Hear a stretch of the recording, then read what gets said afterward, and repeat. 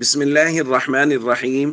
عن ابن عمر رضي الله تعالى عنهما قال: نهى النبي صلى الله عليه وسلم عن النذر وقال: إنه لا يرد شيئا وإنما يستخرج به من البخيل. رواہ البخاری۔ ابن عمر رضی اللہ تعالیٰ عنہما بیان فرماتے ہیں کہ نبی کریم صلی اللہ علیہ وسلم نے نظر ماننے سے منع فرمایا، اور آپ نے فرمایا کہ نظر کسی چیز کو نہیں لوٹاتی، نظر کے ذریعے سے تو بخیل کا مال نکلوایا جاتا ہے۔ دوستو، نظر اور منت کے احکام بیان کیے جا رہے ہیں۔ ایک اہم مسئلہ یہاں ہمیں یہ سمجھ لینا چاہیے کہ بعض صورتوں میں نظر اور منت ماننے سے منع کیا گیا ہے۔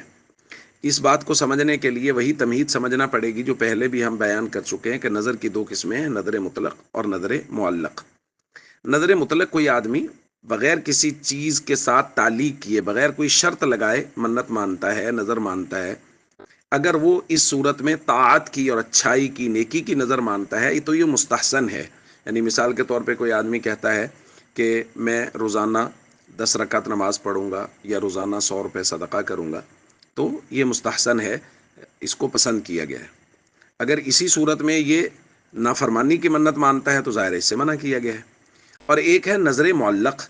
نظر معلق سے بہرحال روکا گیا ہے کہ نظر معلق میں یہ صورت ہے کہ کوئی آدمی بالکل بھی مال خرچ نہیں کرتا، بالکل اللہ کے راستے میں کچھ نہیں دیتا، لیکن جب اس کو لالچ ہوتا ہے، لالچ کیا مطلب کہ جب بھی کبھی اس کو کوئی چیز ضرورت ہوتی ہے کہ کوئی کام اٹک گیا تو اس نے کہا کہ اگر میرا فلاں کام ہو جائے تو میں اتنا صدقہ کروں گا، یا کوئی مصیبت آن پڑی، کوئی آزمائش آن پڑی اور یہ کہتا ہے مثال کے طور پہ کہ اگر میری بیماری دور ہو جائے تو میں یہ صدقہ کروں گا، تو اس صورت میں یہ محض اس خاص صورت، خاص وقت میں صدقہ کر رہا ہے۔ عام حالات میں یہ صدقہ بالکل نہیں کرتا، لیکن اپنی اس مشکل کو حل کرنے کے لیے یہ صدقہ کر رہا ہے۔ تو نبی کریم صلی اللہ علیہ وسلم نے فرمایا کہ ایسا نہ کرے، بلکہ عام حالات میں صدقہ کرے، اور جو صدقہ کرنے کی بات دل میں آئی ہے اس کو کسی چیز کے ساتھ معلق کرنے کی بجائے وہ صدقہ کر دے۔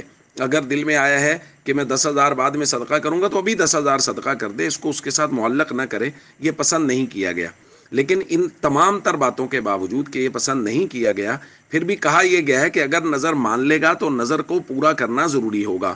یعنی بیمار ہے، ٹھیک ہو جائے گا، تو اگر 10,000 کی منت مانی ہے تو 10,000 غرباء کو دینا لازم ہوگا۔ اس لیے ہمیں شریعت کے مسائل علماء سے پوچھ کر ان کی روشنی میں عمل کرتے رہنا چاہیے۔